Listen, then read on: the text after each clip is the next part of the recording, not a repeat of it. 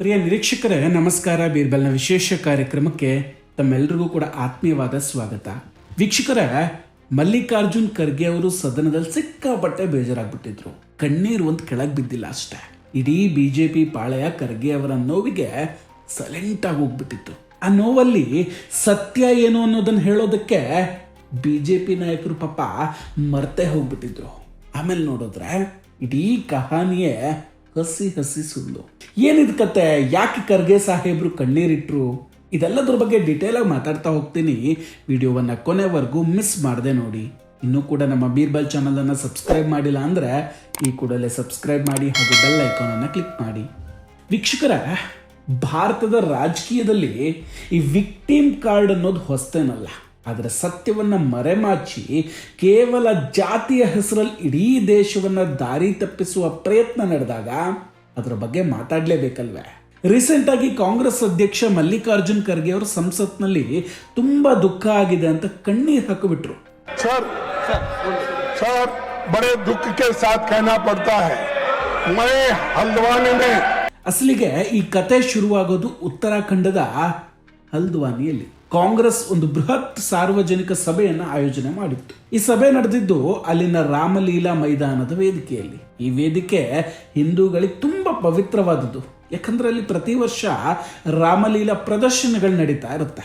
ಆದ್ರೆ ವಿಚಿತ್ರ ಏನಂದ್ರೆ ಈ ಸಭೆಯ ವೇದಿಕೆಯಲ್ಲಿ ರಾಜಕೀಯ ಭಾಷಣಗಳ ಜೊತೆಗೆ ನಾರಾಯ ತಕ್ಬೀರ್, ಅಲ್ಲಾಹು ಅಕ್ಬರ್ ಅನ್ನೋ ಘೋಷಣೆಗಳನ್ನ ಕೂಗಲಾಗುತ್ತೆ. ಖರ್ಗೆ ಅವರು ತಾವು ಯಾವುದೇ ಧರ್ಮದ ಹೆಸರನ್ನ ಎತ್ತಿಲ್ಲ ಅಂತ ಹೇಳ್ಕೊಂಡ್ರು.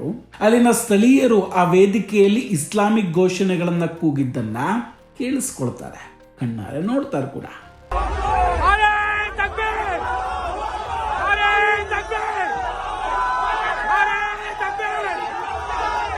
ನೋಡಿ, ಈ ವೇದಿಕೆ ಏನಿದೆ ಇದು ಹಿಂದೂಗಳ ನಂಬಿಕೆಗೆ ಸಂಬಂಧಿಸಿದ್ದು. ಅಂತಹ ವೇದಿಕೆಯಲ್ಲಿ ಅಲ್ಲ ಒಬ್ಬನೇ ದೇವರು ಅನ್ನೋ ಘೋಷಣೆಗಳು ಕೂಗಿದಾಗ ಸಹಜವಾಗಿ ಅಲ್ಲಿನ ಜನರ ನಂಬಿಕೆಗೆ ಘಾಸಿಯಾಗಿರುತ್ತೆ. ಅದರ ಪವಿತ್ರತೆಗೆ ಭಂಗವಾಗಿದೆ ಅಂತ ಭಾವಿಸಿದಂತಹ ಸ್ಥಳೀಯರು ಮತ್ತು ಕೆಲ ಹಿಂದೂ ಸಂಘಟನೆಗಳು ಎಲ್ಲರೂ ಸೇರ್ಕೊಂಡು ಅಲ್ಲಿ ಹವನ ಮತ್ತು ಶುದ್ಧೀಕರಣ ಕಾರ್ಯಕ್ರಮವನ್ನು ಮಾಡ್ತಾರೆ. जी, मेरा नाम गिरीश पांडे है और अभी हम हल्द्वानी के रामलीला मैदान पर उपस्थित हैं, जहां कुछ दिन पूर्व जो है कांग्रेस की जो रैली निकली, इस मंच का उपयोग करके यहां से नाराए तकबीर अल्लाहू अकबर के नारे लगाए गए, जिससे हिंदू आस्था को ठेस पहुंचती है. यह मंच जो है श्री रामलीला मंचन के लिए निहित है और हिंदू आस्था के हिसाब से देखा जाए तो ये धार्मिक स्थल है, जिसका उपयोग किसी भी स्थिति में जो है राजनीतिक कार्यक्रमों के लिए नहीं होना चाहिए. और फिर उसके बीच भी ऐसे व्यक्तियों को यहाँ पे मंच में स्थान दिया गया जो हिंदूवादी संगठनों की तुलना सांपों से करते हैं और मुसलमानों से अपील करते हैं कि उनको मारा जाए. तो ऐसे में इस स्थान की पवित्रता भी जो है वो खंडित हुई है, जिसके शुद्धिकरण के लिए आज ये यज्ञ हो रहा है, जिसमें हम सब लोग प्रतिभाग कर रहे हैं. ಮಲ್ಲಿಕಾರ್ಜುನ್ ಖರ್ಗೆ ಅವರಿಗೆ ಈ ವಿಡಿಯೋವನ್ನ ನೋಡಿ ತುಂಬಾ ಬೇಜಾರಾಗುತ್ತೆ. ಸೊ ಇದನ್ನ ಸಂಸತ್ನಲ್ಲಿ ಪ್ರಸ್ತಾಪಿಸಿ, ನಾನು ದಲಿತನಾದ ಕಾರಣಕ್ಕೆ ಬಿಜೆಪಿ ಕಾರ್ಯಕರ್ತರು ವೇದಿಕೆಯನ್ನ ಶುದ್ಧೀಕರಿಸಿದ್ದಾರೆ, ಇದು ಅಸ್ಪೃಶ್ಯತೆ ಅಂತ ಆರೋಪವನ್ನು ಮಾಡ್ತಾರೆ. सर बड़े दुख के साथ कहना पड़ता है, मैं हल्द्वानी में पब्लिक स्पीच में रामलीला मैदान में रामलीला स्टेज पे भाषण किया और लाखों लोग वहां पर थे. उस वक्त मैंने किसी समाज का, किसी धर्म का नाम नहीं लिया, सिर्फ मैं लोगों के समस्याओं को वहां पर बताया. लेकिन मेरे स्पीच होने के बाद कल वो लोग, बीजेपी के लोग सब मिलके हवन करके उस स्टेज का शुद्धिकरण करने का काम किए हैं. ये you might have read in the newspaper. Is it the way in democracy? How you are protecting the constitution? That too, I am a leader of opposition. I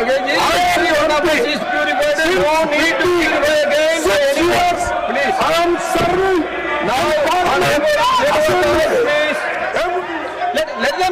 Let them respond. You please take your seat. Let the leader of the house to respond.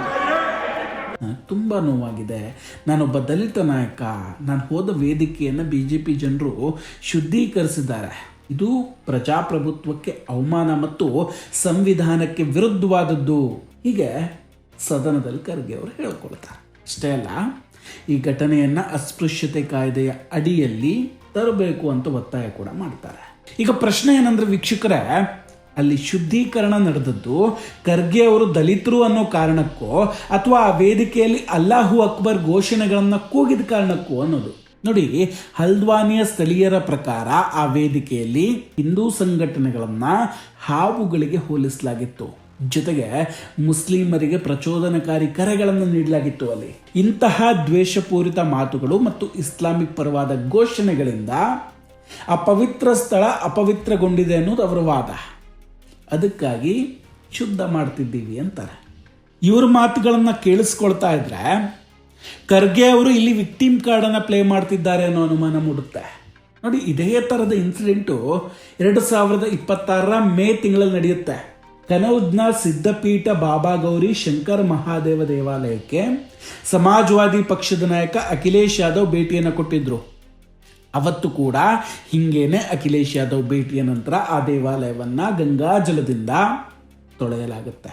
ಕಾರಣ, ಅಖಿಲೇಶ್ ಅವರ ಜೊತೆಗೆ ಬಂದಿದ್ದಂತಹ Muslim ಕಾರ್ಯಕರ್ತರು ತಮ್ಮ ಪಾದರಕ್ಷೆಗಳೊಂದಿಗೆ ದೇವಾಲಯವನ್ನು ಪ್ರವೇಶ ಮಾಡಿದ್ರು ಅಂತ. ಹಾಗೆ ನೋಡಿದ್ರೆ ಇಲ್ಲಿ ಅಖಿಲೇಶ್ ಯಾದವ್ ಅವರು ದಲಿತರಲ್ಲ, ಆದರೂ ಅಲ್ಲಿ ಶುದ್ಧೀಕರಣ ನಡೆದಿತ್ತು.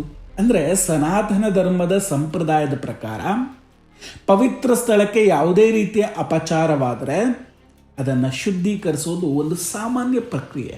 ಅದನ್ನು ಬಿಟ್ಟು ಖರ್ಗೆ ಅವರಿಲ್ಲಿ ಇದನ್ನು ಬೇಕಂತಲೇ ತಮ್ಮ ಜಾತಿಯೊಂದಿಗೆ ತಳಕು ಹಾಕ್ತಾ ಇದ್ದಾರೆ. ವೀಕ್ಷಕರೇ, ಒಂದು ರಾಮಲೀಲಾ ಮೈದಾನ ಅಥವಾ ಹಿಂದೂ ಧಾರ್ಮಿಕ ವೇದಿಕೆಯಲ್ಲಿ ಅಲ್ಲಾಹು ಅಕ್ಬರ್, ಅಲ್ಲಾಹುನೇ ಸರ್ವಶ್ರೇಷ್ಠ ಅನ್ನೋ ಘೋಷಣೆ ಕೂಗಿದಾಗ ಇದು ನೇರವಾಗಿ ಹಿಂದೂಗಳ ನಂಬಿಕೆಯನ್ನು ಅಣಕಿಸ್ದಂಗಾಗಲ್ವಾ? ಇದೇ ಒಂದು ವೇಳೆ ಯಾವುದಾದ್ರೂ ಮಸೀದಿ ಅಥವಾ ಈದ್ಗಾ ಮೈದಾನದಲ್ಲಿ ಯಾರಾದರೂ ಹೋಗಿ ಜೈ ಶ್ರೀರಾಮ್ ಅಂತ ಘೋಷಣೆ ಕೂಗಿ ರಾಮಲೀಲಾ ಮಾಡಲು ಹೋದರೆ ಅಲ್ಲಿನ ಮುಸ್ಲಿಂ ಸಮುದಾಯ ಸುಮ್ಮನೆ ಇರುತ್ತಾ? Just imagine. ಖಂಡಿತ ಆ ವೇದಿಕೆಗೆ ಬೆಂಕಿ ಬೀಳುತ್ತೆ. ಹಿಂದೂಗಳು ಅಸಹನೆಯಿಂದ ನಡೆದುಕೊಂಡಿಲ್ಲ, ಬದಲಾಗಿ ಅವರು ತಮ್ಮ ಧಾರ್ಮಿಕ ಚೌಕಟ್ಟಿನಲ್ಲಿ ಹವನ ನಡೆಸಿ ಶುದ್ಧೀಕರಣ ಮಾಡಿದ್ದಾರೆ ಅಷ್ಟೇ. ಆದರೆ ಇದನ್ನ ರಾಜಕೀಯ ಲಾಭಕ್ಕಾಗಿ ಕಾಂಗ್ರೆಸ್ ಬಳಸ್ಕೊಳ್ತಾ ಇದೆ. ಖರ್ಗೆ ಅವರು ತಾವು ದಲಿತರು ಅಂತ ಪದೇ ಪದೇ ಹೇಳ್ಕೊಳ್ತಾ ಆ ನೆಪದಲ್ಲಿ ಹಿಂದೂ ಭಾವನೆಗಳಿಗಾದಂತಹ ಗಾಯವನ್ನ ಮರೆಮಾಚ್ತಾ ಇದ್ದಾರೆ. ಇಲ್ಲಿ ತುಂಬಾ ನಿರಾಸೆ ಉಂಟು ಮಾಡಿದ್ದು ಅಂದ್ರೆ JP ನಡ್ಡಾ ಅವರ ಪ್ರತಿಕ್ರಿಯೆ. ನಡ್ಡಾ ಅವರು ಖರ್ಗೆ ಅವರ ಸುಳ್ಳುಗಳನ್ನು ಸಂಸತ್ತಲ್ಲೇ ಬಯಲಿಗೆಳೆಯೋ ಬದಲು ನನಗೇನು ಗೊತ್ತೇ ಇಲ್ಲ ಅನ್ನೋ ಹಾಗಿದ್ಬಿಟ್ರು. ಖರ್ಗೆ ಸಾಹೇಬ್ರೆ, ನಮಗೂ ತುಂಬಾ ನೋವಾಗ್ಬಿಟ್ಟಿದೆ. ಇದು ಇಡೀ ದೇಶಕ್ಕೆ ಆದಂತಹ ಅವಮಾನ. BJP ಇಂತಹ ಕೆಲಸಗಳನ್ನು ಬೆಂಬಲಿಸೋದಿಲ್ಲ, ನಾವು ಇದರ ತನಿಖೆ ನಡೆಸ್ತೇವೆ ಅಂತ ಹೇಳ್ತಾರೆ. ಎಂಥ ವಿಚಿತ್ರ ನೋಡಿ. BJP ನಾಯಕರು ತಮ್ಮ ಮತದಾರರ ಅಥವಾ ತಮ್ಮ ಸನಾತನ ಧರ್ಮದ ಪರವಾಗಿ ನಿಲ್ಲುವ ಬದಲು ಎದುರಾಳಿ ಪಕ್ಷದ ನಾಯಕರ ಕಾಲಿಗೆ ಬೀಳ್ತಾ ಇದ್ದಾರೆ. BJP ಮಾಡ್ತಾ ಇರುವಂತಹ ತಪ್ಪೇ ಇದು. ಹಾಗಾದ್ರೆ ರಾಮಲೀಲಾ ಮೈದಾನದಲ್ಲಿ ಅಲ್ಲಾಹು ಅಕ್ಬರ್ ಅಂತ ಕೂಗಿದ್ದನ್ನ BJP ಸರಿ ಅಂತ ಭಾವಿಸುತ್ತಾ? ಅಥವಾ ಇಸ್ಲಾಮಿಕ್ ಘೋಷಣೆ ಕೂಗಿದ ಸ್ಥಳವನ್ನ ಶುದ್ಧೀಕರಿಸೋದು ತಪ್ಪ? ಈ ಬಗ್ಗೆ ಸ್ಪಷ್ಟ ಉತ್ತರವನ್ನು ಕೊಡೋದಕ್ಕೆ ನಡ್ಡಾ ಅವರಿಗೆ ಧೈರ್ಯ ಕೂಡ ಇಲ್ಲ. BJP ನಾಯಕರು ಹೆಂಗಾಗಿದ್ದಾರೆ ಅಂದ್ರೆ ಬರೀ ತಮ್ಮ ಉಡುಗೆ ತೊಡುಗೆ, ಇಸ್ತ್ರಿ ಮಾಡಿದಂತಹ ಬಟ್ಟೆಗಳು ಜೊತೆಗೆ ತಮ್ಮ ಇಂಗ್ಲಿಷ್ ಭಾಷಣಗಳ ಬಗ್ಗೆನೇ ಗಮನ ಹರಿಸ್ತಾ ಇದ್ದಾರೆ. ಆದರೆ ಗಂಭೀರವಾದ ಸೈದ್ಧಾಂತಿಕ ವಿಷಯಗಳ ಬಗ್ಗೆ ಏನೇನೂ ಗಮನ ಕೊಡ್ತಿಲ್ಲ.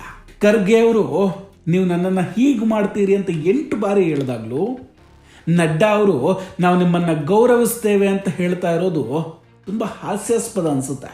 ಯಾರು ಹಿಂದೂಗಳನ್ನ ಮತ್ತು ಹಿಂದೂ ಸಂಘಟನೆಗಳನ್ನ ಹಾವುಗಳು ಅಂತ ಕರೀತಾರೋ ಅವರನ್ನು ಗೌರವಿಸಬೇಕಾದಂತಹ ಅಗತ್ಯ ಏನಿದೆ? ಅಷ್ಟಕ್ಕೂ ಸತ್ಯವನ್ನು ಸತ್ಯ ಅಂತಲೇ ನೋಡಬೇಕು. ಖರ್ಗೆ ಅವರು ದಲಿತರಾಗಿರುವುದಕ್ಕೂ ಈ ಶುದ್ಧೀಕರಣಕ್ಕೂ ಯಾವುದೇ ಸಂಬಂಧ ಇಲ್ಲ.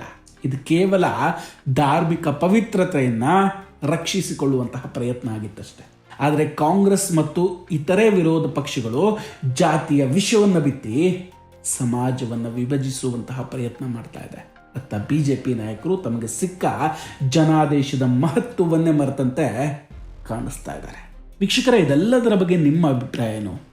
ಜೊತೆಗೆ ಪ್ರಸ್ತುತ BJP ಪಕ್ಷದ ಬಗ್ಗೆ, ಅದರ ನಿಲುವುಗಳ ಬಗ್ಗೆ ನಿಮ್ಮ ಅಭಿಪ್ರಾಯ ಏನು? ದಯವಿಟ್ಟು ಕಮೆಂಟ್ ಮಾಡಿ ತಿಳಿಸಿ. ನಾವು ಕೊಟ್ಟಂತಹ ಮಾಹಿತಿಗಳು ನಿಮ್ಗೆ ಇಷ್ಟ ಆಗಿದ್ದರೆ ವಿಡಿಯೋವನ್ನು ಲೈಕ್ ಮಾಡಿ ಹಾಗೂ ಶೇರ್ ಮಾಡಿ. ಇನ್ನೂ ಕೂಡ ನಮ್ಮ ಬೀರ್ಬಲ್ ಚಾನಲನ್ನು ಸಬ್ಸ್ಕ್ರೈಬ್ ಮಾಡಿಲ್ಲ ಅಂದರೆ ಈ ಕೂಡಲೇ ಸಬ್ಸ್ಕ್ರೈಬ್ ಮಾಡಿ ಹಾಗೂ ಬೆಲ್ ಐಕಾನನ್ನು ಕ್ಲಿಕ್ ಮಾಡಿ. ನಮಸ್ಕಾರ, ಟೇಕ್ ಕೇರ್ ಆ್ಯಂಡ್ ಬಾಯ್. ಮತ್ತೆ ಭೇಟಿಯಾಗೋಣ. ಜೈ ಹಿಂದ್.